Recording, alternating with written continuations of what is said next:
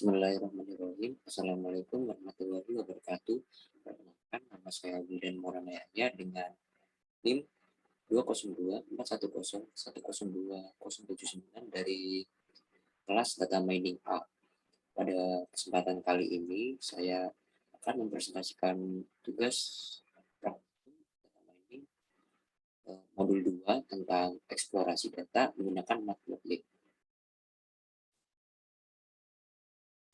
Kita langsung saja ke soalnya. Untuk soal yang pertama, jelaskan makna dataset, jelaskan pula makna data training dan data testing. Untuk dataset ini sendiri adalah kumpulan dari beberapa objek-objek data atau yang bisa disebut observation, case, atau bahkan data. Terdapat macam-macam cara untuk mempresentasikan dataset ini. Contohnya yaitu atribut yang digunakan untuk menggambarkan jenis objek. Bisa berupa kualitatif dan kuantitatif. Sementara untuk data training ini sendiri itu digunakan untuk melatih algoritma. Sedangkan yang terakhir tadi data testing dipakai untuk mengetahui performa algoritma yang sudah dilatih sebelumnya ketika menemukan data baru yang belum pernah dilihat sebelumnya. Lanjut kita ke soal yang nomor 2, jelaskan proses penyusunan dataset. Untuk proses penyusunan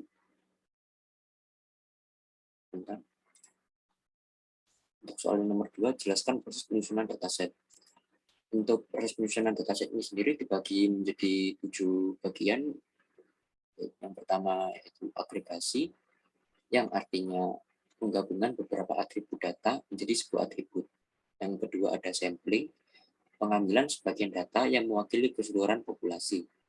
Yang ketiga ada dimensionality reduction, yaitu pengurangan jumlah atribut data. Ini tuh biasanya hanya menggunakan atribut-atribut yang penting. Yang keempat ada feature subset selection, yang artinya cara lain untuk mengurangi dimensi dari data. Yang kelima ada feature creation, yang artinya membuat atribut baru yang mungkin penting untuk analisa data. Yang keenam ada discretization dan binarization. Untuk discretization ini sendiri yaitu transformasi atribut kontinu ke dalam bentuk atribut kategorikal. Sedangkan binarization ini itu sendiri adalah transformasi atribut kontinu maupun discrete ke dalam bentuk atribut biner. Dan yang terakhir ada atribut transformation. Atribut transformation ini sendiri adalah sebuah fungsi yang memetakan seluruh rangkaian nilai dari atribut tertentu ke satu set nilai mengganti baru, sehingga setiap nilai lama dapat diidentifikasi dengan salah satu nilai baru. Oke, kita lanjut ke soal yang nomor 3. Jelaskan makna atribut dataset iris. Jelaskan pula makna kelas dataset iris. Sebentar. Untuk atribut dataset iris ini, yang pertama ada sepal width, sepal length, petal width, dan petal length. Untuk kelas dataset iris itu sampelnya ada 3, yaitu setosa, virginica, dan versicolor. Oke, kita lanjut ke soal yang nomor 4. Masukkan dataset iris sebagai array 2 dimensi di NumPy. Misalkan setiap kelas di array yang berbeda, setosa, versicolor, virginica, dan unknown. Oke, langsung kita ke Google Colab-nya. Yang pertama, kita seperti biasa mengimporkan matplotlib-nya. Setelah itu kita import NumPy SNP. Setelah itu kita masukkan setosa, virginica, versicolor, dan unknown-nya. Ini sebelumnya sudah saya kelompokkan masing-masing datanya. Di sini pada indeks ke-0 ini ada petal width, yang indeks ke-1 ini ada petal length, untuk indeks kedua ini ada sepal width, dan indeks ketiga adalah sepal length. Ini array dua dimensi. Array dua dimensi ini dapat dua kurung siku. Dan di sini sudah saya kelompokkan sebelumnya. Sini saya sudah kelompokkan sebelumnya menggunakan concatenate, yaitu kita coba run. Setelah itu kita lanjut ke soal yang nomor 5. Buatlah scatter plot yang menggunakan pasangan atribut berikut pada setiap kelas, termasuk unknown. Berikan warna merah untuk setosa, hijau untuk versicolor, biru untuk virginica, dan kuning untuk unknown. Untuk yang A ini sepal length dan petal width. Untuk yang B sepal width dan petal width. Untuk yang C sepal width dan petal width.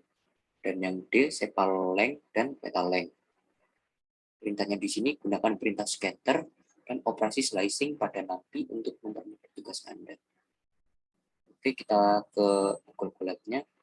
Nah, di sini pada kode soal yang 5A, yang pertama kita seperti biasa mengimporkan matplotlib-nya. Setelah itu kita importkan napi-nya. Setelah itu kita buat variabel x, y. Setelah itu kita masukkan indeks ketiga. Indeks ketiga ini sepal length dan indeks ke-0 ini adalah petal width. Ini pertama itu warna merah untuk setosa, yang kedua itu warna hijau untuk versicolor, dan yang ketiga ini untuk warna biru untuk virginica, dan yang terakhir warna kuning untuk unknown. Kita coba run, dan hasilnya seperti ini. Lalu kita ke soal yang nomor 5B. Sepal width dan petal length. Yang pertama sama, kita importkan nampinya matplotlib-nya dulu. Setelah itu kita importkan nampi. Setelah itu kita masukkan variabel x, y. Setelah itu kita masukkan indeks kedua ini sepal width, dan indeks ke-1 ini petal length. Untuk setosanya sendiri itu berwarna merah. Untuk versicolornya ini sama, indeksnya kedua sama indeks ke-1, dan memakai warna yang hijau. Untuk virginica juga sama, tapi memakai warna biru, dan unknown memakai warna kuning atau yellow. Di sini kita coba run, dan hasilnya seperti ini. Oke, kita lanjut ke yang kode 5C, yaitu sepal width dan petal width. Yang pertama, seperti sebelumnya, kita mengimportkan matplotlib-nya dulu. Setelah itu kita importkan nampinya. Setelah itu kita masukkan variabelnya. Setelah itu masukkan indeksnya. Ini indeks kedua ini sepal width, dan indeks ke-0 ini adalah petal width. Untuk sentosa menggunakan warna merah, untuk versicolor menggunakan warna green, untuk virginica menggunakan warna blue, dan untuk unknown menggunakan warna yellow. Di sini kita coba run, dan hasilnya seperti ini.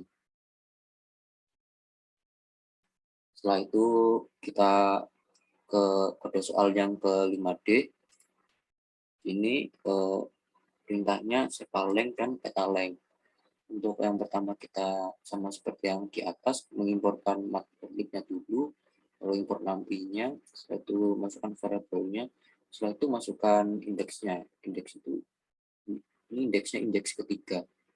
Indeks ketiga sepal length, dan indeks satu ini petal length. Ini sentosa menggunakan warna red, versicolor menggunakan warna green, virginica menggunakan warna blue, dan unknown menggunakan warna yellow. Sini kita coba run terlebih dahulu, dan hasilnya seperti ini. Oke, nomor 5 clear. Kita lanjut ke soal nomor 6. Soal nomor 6, jelaskan bagaimana karakter pengelompokan setiap kelas pada scatter plot. Karakter pengelompokan. Pengelompokannya itu berdasarkan kelas. Kelasnya itu di sini ada 3, termasuk tambahan unknown. Untuk yang setosa ini berada paling bawah, yang memiliki panjang atau lebar paling kecil, terutama pada sepal length-nya. Kebanyakan mendekati 0 dan bergelombang. Lalu dilanjut untuk Virginica ini bisa dilihat dari skaternya, jenis ini paling panjang dan juga besar, baik dari segi sepal dan petalnya. Bisa dilihat kalau jenis ini yang paling di atas di setiap pasangan atributnya.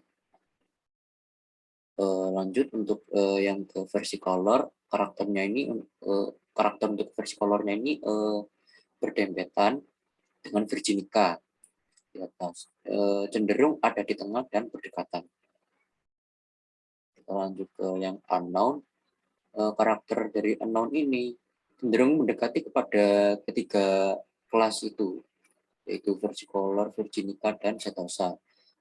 Tapi meskipun begitu, unknown ini tersebar secara keseluruhan. Jadi intinya unknown ini lebih tersebar lah, dan mendekati ketiga kelas tersebut. Setelah itu kita lanjut ke soal nomor 7.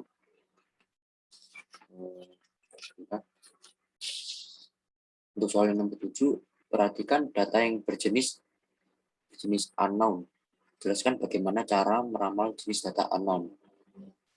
Kita contohkan saja pada soal yang 5A ini deh. Yang unknown. Unknown itu warna kuning. Ini kan yang warna kuning ini titik-titiknya ini lebih tersebar baik ya. Lebih tersebar baik dengan Setosa, Versicolor, dan Virginica. Meskipun tersebar, tapi unknown ini memiliki jarak yang berdekatan dengan tiga kelas tersebut. Berdempetan lah, meskipun tersebar itu berdempetan. Baik, kita lanjut ke soal yang nomor 8. Buatlah paralel koordinat plot dari data yang berkelas Setosa, Versicolor, dan Virginica. Berikan warna merah untuk Setosa, hijau untuk Versicolor, biru untuk Virginica. Lalu di sini perintahnya menggunakan perintah plot dan operasi slicing pada NumPy untuk memperhatikan tanda. Soal yang nomor 8 ini kita langsung ke Google Colab-nya. Nah, di sini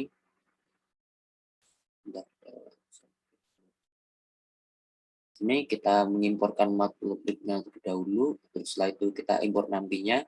Nah, itu di sini kita masukkan keterangan NP array.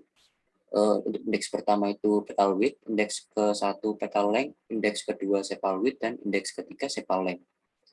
Di sini kita slicing, setelah itu kita PL show, dan kita run di sini.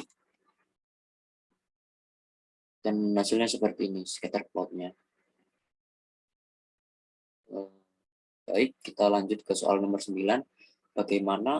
Jelaskan bagaimana karakter pengelompokan setiap kelas pada scatter plot. Untuk yang nomor 9 ini, nah ini kan gambar scatter plotnya. Jadi untuk Setosa merah ini cenderung ke bawah. Setelah itu untuk Virginica ini berwarna hijau, ini cenderung ke atas meskipun ada yang ada di tengah itu. Untuk Virginica. Setelah itu kita ke versi color ini yang warna biru. Untuk versi colornya ini cenderung ada di tengah. Setelah itu kita ke unknown. Unknown ini penyebarannya tidak tertentu, bervariasi dan cenderung mendekati tiga kelas tersebut, yaitu Virginica, Versicolor, dan Setosa. Baik, sekian presentasi dari saya. Bila ada kesalahan kata saya mohon maaf. Bila kita Wassalamualaikum warahmatullahi wabarakatuh.